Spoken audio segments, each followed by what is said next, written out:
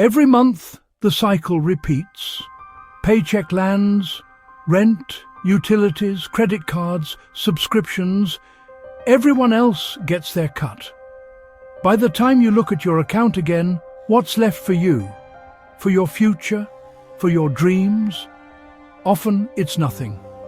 Or worse, it's less than nothing.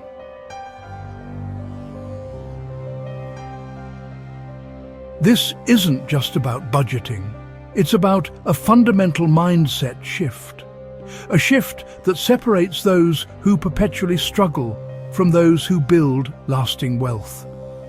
As an accountant with over a decade of experience dissecting the books of both struggling businesses and thriving empires, I've seen countless financial statements. And the single most consistent difference? It boils down to a timeless principle. Pay yourself first. This isn't just a catchy phrase, it's the bedrock of financial security and wealth accumulation.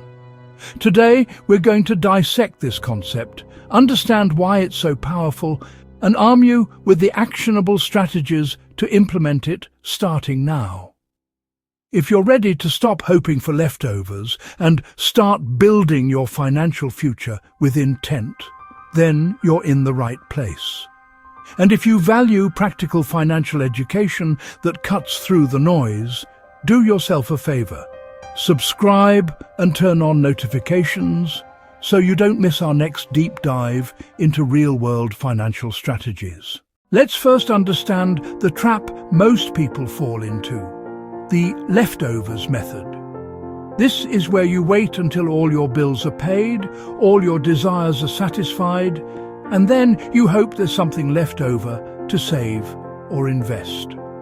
The problem? As the renowned Parkinson's law states, expenditure rises to meet income.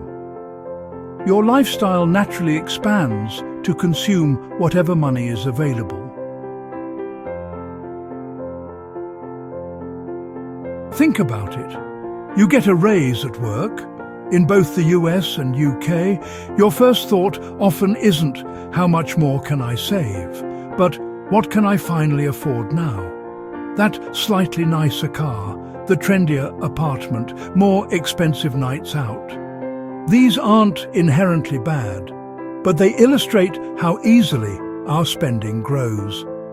The leftovers never materialize because your expenses are always there, eagerly waiting to consume every spare penny. It's a never-ending cycle of financial stagnation. So, here's a question for you to ponder. In the last 3 months, how much money have you genuinely saved or invested after all your bills and discretionary spending? Be honest with yourself. If that number isn't where you want it to be, or if it feels inconsistent, why do you think that is? Take a moment to really reflect on your current habits.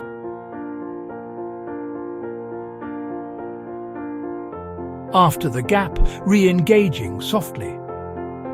That moment of honest reflection is crucial. It's the first step towards breaking free from the leftovers trap. And the solution is remarkably simple. The principle of pay yourself first turns the traditional money flow on its head. Instead of your savings being the last priority, they become the first and most important allocation from your income. This isn't just about saving. It's about making a deliberate, unwavering commitment to your future self. Let me share a critical insight from the world of advanced accounting. In business, the first thing accounted for is often profit. Companies don't just pay expenses and hope for profit. They strategically price and manage costs to ensure profit. Your personal finances should operate with the same rigor. Your future financial well-being is your profit. The secret lies in automation. As soon as your paycheck lands, whether you're in Manchester or Miami, the very first transaction should be an automatic transfer to your savings or investment accounts. You simply remove the temptation and the need for willpower.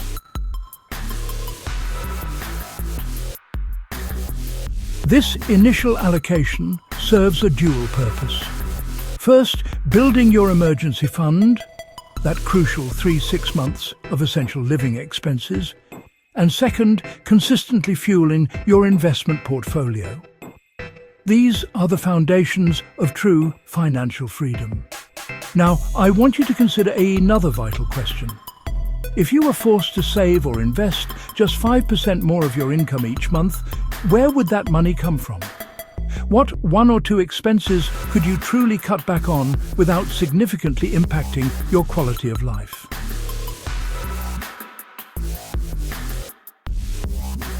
That exercise in forced prioritization is powerful.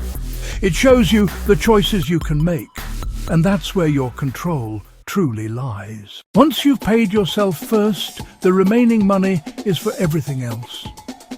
This is where you then budget for your essential expenses, rent, groceries, utilities, and your discretionary spending, entertainment, dining out, hobbies.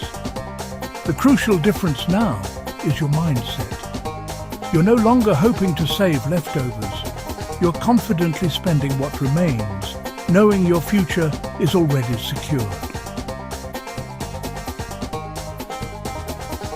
This method might feel restrictive at first, but it quickly becomes incredibly liberating. You gain clarity. You avoid the stress of overdrafts or scrambling for cash. And crucially, you remove the emotional component from saving and investing. It simply happens. This is the bedrock of financial discipline, allowing you to make conscious choices about your lifestyle, rather than being a slave to it.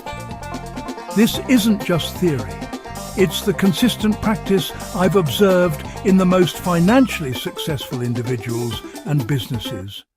It's not about magic, it's about strategic intent. The pay yourself first principle is more than a financial tip. It's a profound act of self-respect. It's recognizing that your future, your peace of mind, and your dreams deserve to be a priority, not an afterthought.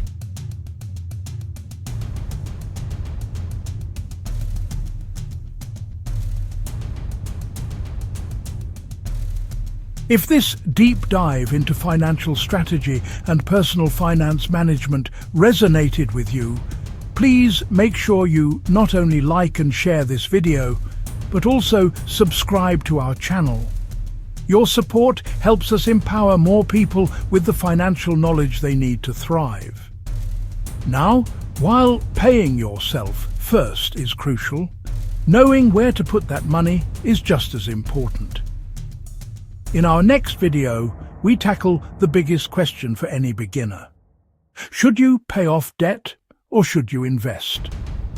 We'll break down the numbers and give you a clear, actionable framework to decide your next best financial move.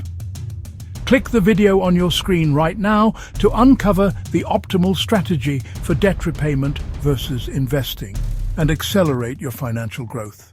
Don't miss it.